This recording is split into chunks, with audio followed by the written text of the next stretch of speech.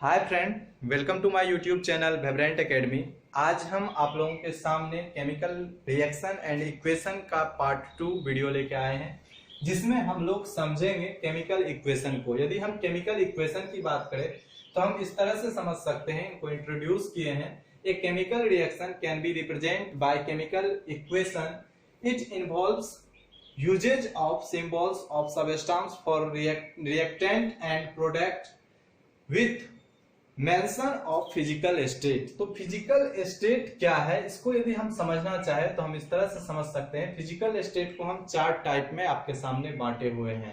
यदि हम टाइप की बात करें तो स्मॉल एस सिंबल देंगे किसके लिए, तो सॉलिड के लिए। नेक्स्ट यदि स्मॉल एल की बात करें तो वो लिक्विड के लिए है, स्मॉल जी गैसेस के लिए है। तो सिंपल सॉलिड लिक्विड गैस, इसको सिंबल हम स्मॉल में ही सारा लिखेंगे, S L G first letter आगे का लिख देंगे। उसके बाद आपका आता है ए क्यू, जिसे कि बोलेंगे एक्वस। यदि हम एक्वस की बात करें तो इसको इस तरह से समझ सकते हैं, it is a solution in which solvent is water, की वैसे सॉल्यूशन जो कि वाटर में घुले हुए हैं, तो उसी को बोलेंगे हम लोग एक्वस। तो यहाँ 4 टाइप के हम लोग एलिमेंट देखेंगे जो कि हमको रिएक्शन बनाने में इनके सिंबल देने का यूज आएगा। तो ऐसे हम आपको जो व्हाट्सएप पर पीडीएफ प्रोवाइड किए हैं उसमें टोटल बताया गया है 6 मेथड, कि 6 मेथड का यूज करके हम केमिकल इक्वेशन को जो है बैलेंस कर सकते हैं। तो वो हिट एंड ट्रायल मेथड लगाया जाता है उसमें, तो उसको देख के हम बता सकते हैं कि वो किस तरह के मेथड है। लेकिन यहाँ बेसिक इंफॉर्मेशन कि एक बेसिक साधारण यदि बात करें हम किस तरह से बना सकते हैं अपने कॉन्सेप्ट को डेवलप करके, तो वही आज हम लोगों को सीखना है। तो एक एग्जांपल आपके सामने हम लिए हुए हैं केमिकल इक्वेशन का। केमिकल इक्वेशन क्या है, तो मैग्नीशियम प्लस ऑक्सीजन, जब मैग्नीशियम के रिबन को ऑक्सीजन के प्रेजेंट में जलाया जाता है तो हमको क्या मिलता है, तो मैग्नीशियम ऑक्साइड मिलता है। तो यहाँ यदि हम बात करें कि ये आपका बुक में, एनसीईआरटी के बुक में पहला जो एक्सपेरिमेंट है यही बताया गया है। तो सिंपल यदि आप इस इक्वेशन को देखिए तो क्या ये इक्वेशन बैलेंस है, नहीं, ये बैलेंस नहीं है। तो इनको हम बैलेंस किस तरह से करेंगे, तो रूल और रेगुलेशन क्या है, सिंपल आपको बनाते बनाते हैबिट इसका हो जाएगा। हैबिट ये है कि हम यही चाहते हैं कि दोनों तरफ, एक तरफ क्या है, पहली तरफ हम बोल सकते हैं रिएक्टेंट है किधर, तो बाएं साइड में, और राइट साइड में क्या है, तो प्रोडक्ट है। तो रिएक्टेंट और प्रोडक्ट की बात करें तो रिएक्टेंट में हम लोगों ने देखा मैग्नीशियम कितने हैं, 1 है, ऑक्सीजन कितना है, 2 है। लेकिन मैग्नीशियम यदि हम प्रोडक्ट की बात करें तो मैग्नीशियम 1 है, लेकिन ऑक्सीजन क्या है, इस तरफ 1 कम है। तो सिंपल यदि आप स्टार्टिंग में बनाना चाहते हैं तो जो भी एलिमेंट हैं उनको आप लिख लीजिए। सिंपल मैग्नीशियम है तो मैग्नीशियम लिखेंगे, ऑक्सीजन है तो ऑक्सीजन लिखेंगे। अब यदि हम बात करें रिएक्टेंट में मैग्नीशियम कितने हैं, 1 हैं, और यदि ऑक्सीजन की बात करें तो रिएक्टेंट में ऑक्सीजन के कितने एटम है, नंबर ऑफ एटम ऑक्सीजन के 2 हैं। नेक्स्ट यदि बात करें कि प्रोडक्ट में मैग्नीशियम के 1 एटम है, लेकिन ऑक्सीजन की बात करें तो ऑक्सीजन सिर्फ और सिर्फ 1 एटम ही है, कहां, तो प्रोडक्ट में। तो सिंपल इसको हम बैलेंस किस तरह से करेंगे, हमको 2 यहां लाना है, तो हम क्या करेंगे, इसको 2 से मल्टीप्लाई कर देंगे तो हमारा 2 आ जाएगा।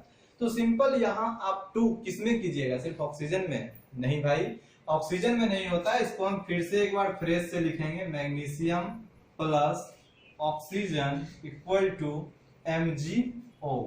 जब भी हमारे पास इस तरह से इक्वेशन आए तो हम क्या करेंगे, सबके ऊपर एक कवर दे देंगे कि यदि एलिमेंट हमको कहीं भी कुछ नंबर जोड़ना हो तो हम कहीं बीच में, ऐसा नहीं कि यहाँ ऑक्सीजन है तो यहाँ हम उस नंबर को इन्वॉल्व कर देंगे, ऐसा कुछ नहीं है। जब भी कोई नंबर यदि हम इन्वॉल्व करेंगे, हम क्या कर रहे हैं, यहाँ यदि हमको ऑक्सीजन को 2 करना है तो हम क्या करेंगे, प्रोडक्ट में 2 से इंटू करेंगे। यदि 2 से इंटू करेंगे तो सारे में MgO, जिसको कि मैग्नीशियम ऑक्साइड बोलेंगे, सारे में 2 से यदि मल्टीप्लाई करेंगे तो मैग्नीशियम के भी एटम 2 हो गए और ऑक्सीजन के भी एटम 2 हो गए, तो यहाँ मैग्नीशियम कितने हो गए, 2। तो फिर हमको बैलेंस क्या करना है कि इधर हमारा, यदि हम प्रोडक्ट को इक्वल करते हैं किसके लिए, ऑक्सीजन को इक्वल करने के लिए, तो प्रोडक्ट में मैग्नीशियम का बैलेंस फिर से हमारा यहाँ क्या होता है, अनबैलेंस हो रहा है।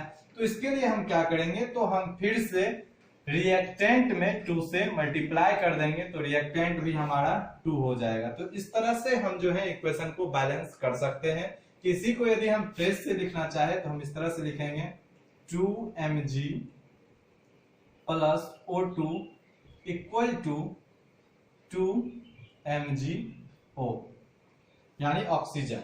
तो ये हमारा सटीक बोल सकते हैं कि बैलेंस किया हुआ इक्वेशन है। लेकिन यदि हम फिजिकल स्टेट इसका बताना चाहें कि किसका फिजिकल स्टेट क्या है, तो थोड़ा सा यहां हम इसको बता रहे हैं। इस तरह से लिखा जाएगा कि 2mg, मैग्नीशियम क्या होते हैं, हमेशा सॉलिड स्टेज में होते हैं, प्लस ऑक्सीजन, ऑक्सीजन क्या है, ये गैसेस फॉर्म में रहेंगे, इक्वल टू 2mgO, ये क्या है, तो मैग्नीशियम ऑक्साइड, ये सॉलिड रहेंगे। इस तरह से हम इक्वेशन को लिख सकते हैं। तो आशा और उम्मीद है आप इस तरह से बनाने के लिए समझ गए होंगे कि जो भी एलिमेंट हो पहले उसको हम बॉक्स में लिख लेंगे। ऐसे बनाते बनाते आपको हैबिट हो जाएगा, इसके बनाने का कोई जरूरत भी नहीं है। ये आप अपने माइंड में कैलकुलेट कर सकते हैं कि यदि अब हम एटम को देखें तो मैग्नीशियम के एटम दोनों तरफ क्या है, 2-2 है, ऑक्सीजन के एटम दोनों तरफ क्या है, 2-2 है। तो इस तरह से हम बैलेंस करना सीख जाएंगे। नेक्स्ट एक और है कि how to balance a chemical equation की बात करें तो किस तरह से हम बैलेंस करेंगे इसको भी हम समझेंगे। यहाँ आपके सामने दिया गया है FeH2O। जब ये मतलब इक्वेशन बनेंगे तो ये रिजल्ट क्या लाते हैं, प्रोडक्ट क्या लाएंगे, तो Fe3O4 प्लस H2। तो ये आप देखिए क्या ये बैलेंस है। इसके लिए हम क्या करेंगे, तो सबसे पहले अपना बॉक्स हम बना लेंगे, या हम यहाँ खाली कर रहे हैं ताकि इसके एलिमेंट को हम लिख पाए।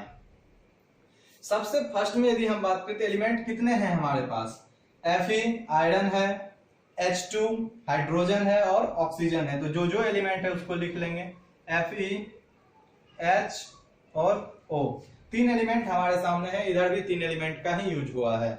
तो सिंपल, सबसे पहले हम क्या बात करेंगे, रिएक्टेंट में कितने कितने एटम हैं। तो Fe के कितने एटम हैं, तो रिएक्टेंट में Fe के 1 एटम है। हाइड्रोजन के कितने एटम है, नंबर ऑफ हाइड्रोजन 2 है रिएक्टेंट में। नंबर ऑफ ऑक्सीजन रिएक्टेंट में कितने हैं, तो 1 है। लेकिन यदि हम प्रोडक्ट की बात करें, प्रोडक्ट में Fe आयरन कितने हैं, आयरन के एटम 3 हैं। ऑक्सीजन के एटम की बात करें तो ऑक्सीजन का एटम कितने हैं, ऑक्सीजन का एटम 4 हो जाएंगे। और यदि हम हाइड्रोजन की बात करें, सॉरी ऑक्सीजन नीचे लिखाएगा, तो यहां हम ऑक्सीजन के एटम 4 हैं। और हाइड्रोजन की बात करें तो हाइड्रोजन के एटम 2 हैं। तो फिर से हम एक बार देख लेंगे, Fe3, ऑक्सीजन 4, हाइड्रोजन 2, कंप्लीट है। अब हमको क्या करना है कि इनको बैलेंस करना है। यदि हम बैलेंस करें तो बैलेंस करने में क्या देखना है कि हाइड्रोजन दोनों तरफ क्या है, सेम है। बैलेंस किसको करना पड़ेगा, तो बैलेंस करना पड़ेगा हमको Fe को, क्योंकि Fe प्रोडक्ट में 3 है। लेकिन यदि हम बात करें रिएक्टेंट में तो रिएक्टेंट में ये 1 है।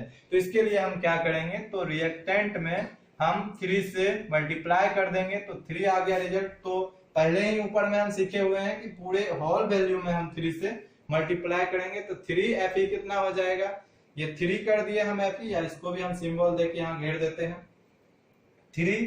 तो यदि हम यहाँ 3 करते हैं तो Fe हमारा बैलेंस हो गया, हाइड्रोजन बैलेंस नहीं। और हमको अब ऑक्सीजन को बैलेंस करना है। यदि हम ऑक्सीजन को बैलेंस करें तो इसमें 4 से मल्टीप्लाई करना पड़ेगा।